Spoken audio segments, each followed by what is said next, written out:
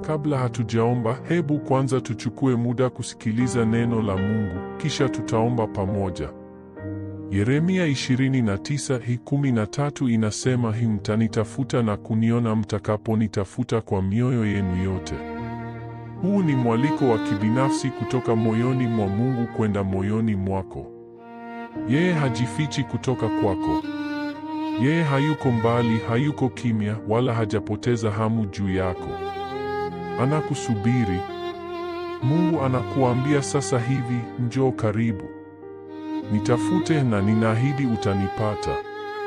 Ahadi hiyo haijatolewa kwa watu wakamilifu au wa kidini tu. Sio kwa wale ambao kila mara wanafanya mambo yote sawa. Ni kwa yeyote aliye tayari kumtafuta Mungu kwa moyo wake wote, kwa uaminifu, kwa njia ya kumjua na kwa unyenyekevu. Lakini ukweli ni huu, mara nyingi tunatafuta mambo mengine kwanza. Tunakimbilia kile tunachoweza kuona. Tunaweka nguvu zetu katika kufuatilia vitu tunavyofikiri vitatutosheleza. Pesa, mafanikio, faraja, kukubalika na watu, mahusiano. Tunatafuta makofi ya watu, usalama wa mali na udhibiti wa maisha. Tunatamani majibu ya haraka na suluhisho rahisi.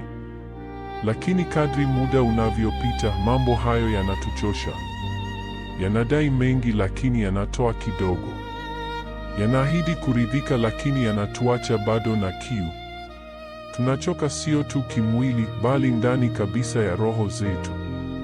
Kwa sababu haijalishi tunakusanya kiasi gani au tunafanikisha nini, bado kuna utupu wa kimya ndani yetu. Kuna tamanio ambalo hakuna kitu cha dunia hii kinaweza kuligusa. Na tamanio hilo liliwekwa ndani yako na Mungu. Sio ishara kwamba kuna kitu kibaya ndani yako. Ni ishara kwamba roho yako iliundwa kwa ajili ya kitu kikubwa zaidi. Kwa hiyo leo, kabla hujafuatilia kitu kingine chochote, kabla hujatafuta faraja, majibu au udhibiti, ninakualika umtafute Yesu. Geuza moyo wako kwake. Taja jina lake kwa sauti ya chini.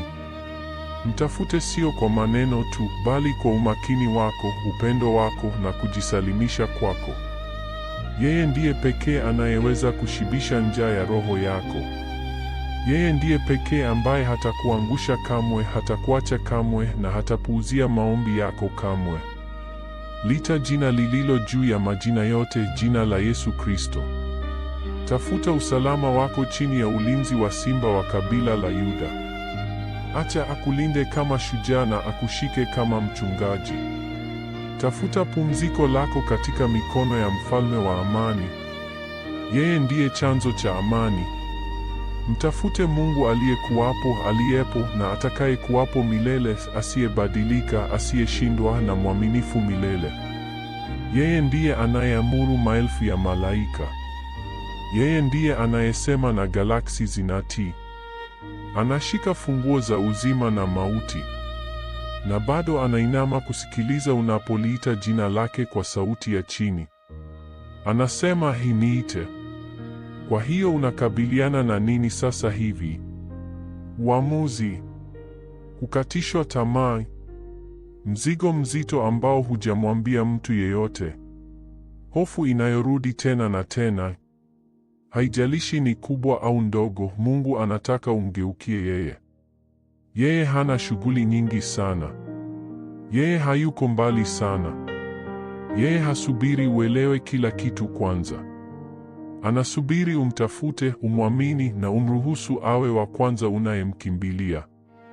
Yeremia 33:3 inasema, niite nami nitakujibu, nami nitakuonyesha mambo makubwa na magumu usiyoyajua. Fikiria hilo. Mungu hasikilizi tu, anajibu. Na sio majibu ya kawaida tu. Anaahidi kufunua mambo makubwa na ya siri, ukweli ambao usingeweza kuugundua peke yako.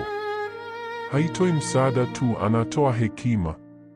Haitoi faraja tu, anatoa ufunuo. Biblia inasema, uniite siku ya shida, nami nitakuokoa, nawe utanitukuza. Haya siyo maneno ya kutia moyo tu. Hii ni agano. Anasema wakati shida inakuja, nitakuokoa, na nitakapokuokoa moyo wako utajaa sifa.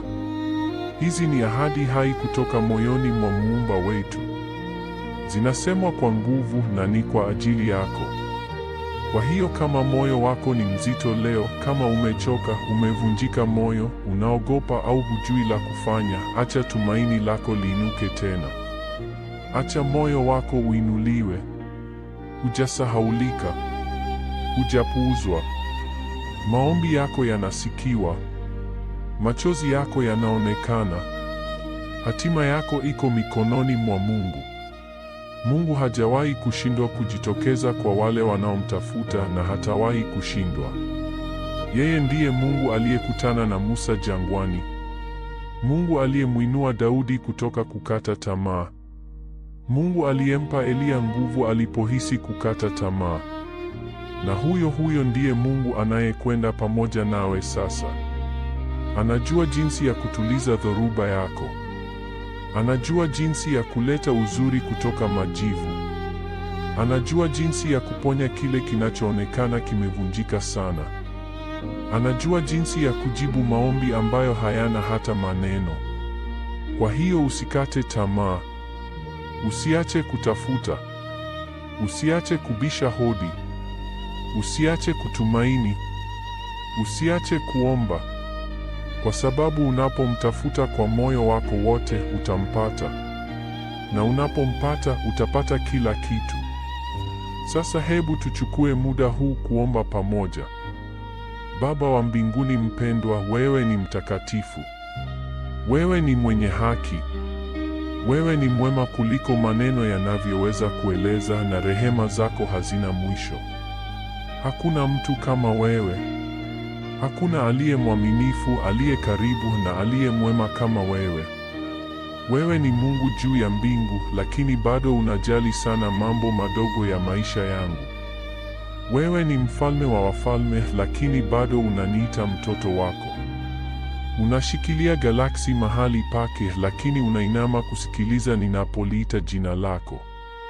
Ninapoendelea katika wakati huu mtakatifu pamoja nawe, nataka kupumzika katika ukweli ambao tayari umesema juu yangu, kwamba uko karibu. Hauko mbali. Hauko kimya. Wewe ni Mungu anayeniona, anayenisikia na anayekuja karibu nami kwa huruma kila ninapokuita. Asante kwa kunikumbusha kwamba vita vyangu sio lazima nipigane peke yangu. Umesema, tulieni muone wokovu wa Bwana. Na Bwana, nataka kuamini hilo kikamilifu. Wakati mwingine ninajaribu kurekebisha kila kitu kwa nguvu zangu mwenyewe, lakini neno lako linaniambia nisimame tu, niamue kukuamini na nijue kwamba unapigana kwa ajili yangu hata wakati sihisi na hata wakati sioni. Wewe ni Mungu anayefanya kazi katika mambo yasiyoonekana, anayetoa wokovu wakati hali inaonekana haiwezekani, na ambaye hajawahi kushindwa vita. Asante kwa kuwa karibu hata wakati sikutambua. Kwa kusimama kando yangu wakati nilihisi nimesahaulika. Kwa kuniinua wakati sikuwa na nguvu. Kwa kunipenda katika siku ambazo nilishindwa hata kujipenda mwenyewe. Umekuwa mwaminifu kwa njia ambazo sitaelewa kabisa. Umejibu maombi ambayo sikuweza hata kuyaweka katika maneno. Umeniokoa kutoka mahali ambapo sikujua nilikuwa ninateleza. Umekuwa amani yangu, nguvu yangu, ujasiri wangu na faraja yangu. Kweli Bwana, wewe ni kila kitu ninachohitaji. Wewe ni Baba mwema. Unyimi wema watoto wako. Unapenda kutoa kwa ukarimu. Iwe ninahitaji uponyaji, amani ya akili, mwelekeo wa maisha yangu, au faraja katika huzuni yangu, najua nitapata yote ndani yako. Wakati kila kitu kingine kinaonekana kutokuwa na uhakika, wewe unabaki kuwa msingi usiotikisika ninaoweza kusimama juu yake. Kwa hiyo sasa, Bwana, ninaomba nipe zaidi yako. Sitaki tu kukutembelea mara moja. Nataka uhusiano wa kila siku. Nataka ukaribu. Roho Mtakatifu ajaze kila sehemu yangu, mawazo yangu, hisia zangu, matamanio yangu na maamuzi yangu. Nitakase kutoka ndani. Nenda katika sehemu ambazo nimejaribu kuficha. Ondoa hofu. Ondoa aibu. Ondoa wasiwasi.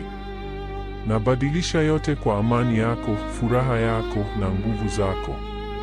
Jaza kila sehemu kavu ndani yangu kwa maji ya uzima. Jaza kila wazo lenye wasiwasi kwa uhakika wako. Jaza kila maumivu ya ndani kwa upendo wako mkamilifu. Nisaidie nijenge uhusiano wa kweli na wewe, uhusiano unaoishi katika kila sehemu ya maisha yangu. Tembea nami katika mambo ya kawaida ya kila siku. Niongoze katika dhoruba. Uwe mshauri wangu wakati sijui nimgeukie nani. Uwe mwongozo wangu wakati sijui niende wapi. Uwe rafiki yangu wa karibu zaidi. Nipoe majeraha ambayo nimebeba kwa miaka mingi. Gusa sehemu ambazo nimevunjika moyo, nimeumizwa au nimesahaulika. Funga milango ambayo haikupaswa kamwe kufunguliwa. Vunja minyororo inayonifanya niangalie nyuma badala ya mbele. Rudisha furaha mahali ambapo huzuni imekaa kwa muda mrefu. Nifanye mzima tena, Yesu.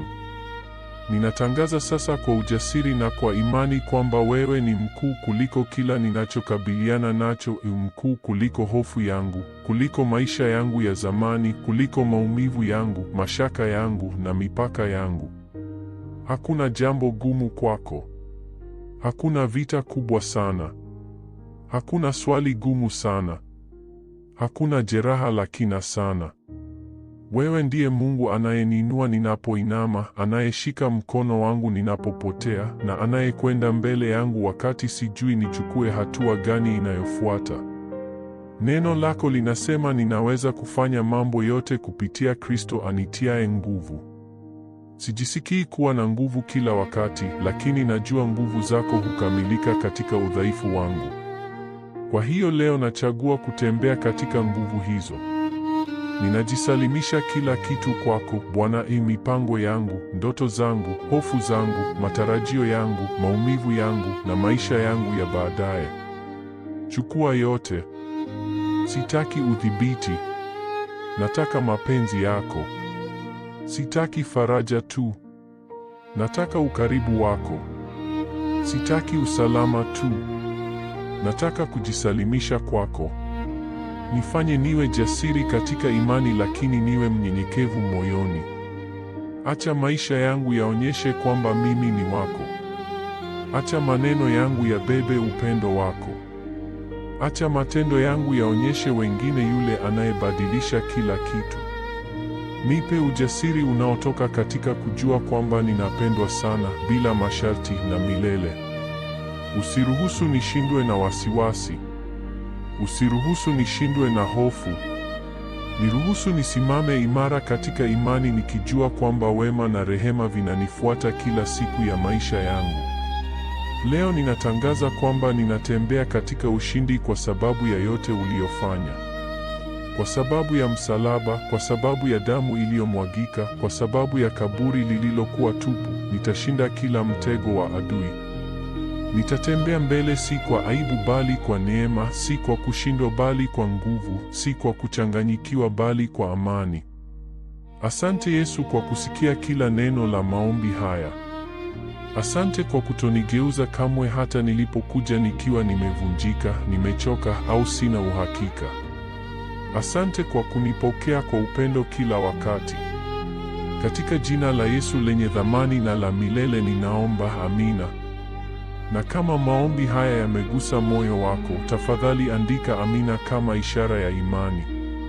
Ninaomba kwamba kila baraka katika maombi haya iwe juu yako sasa katika jina la Yesu. Na kama unahitaji maombi maalum, tafadhali tujulishe katika maoni. Tutafurahi kukuombea. Neema na amani ya Bwana wetu Yesu Kristo iwe pamoja nawe daima.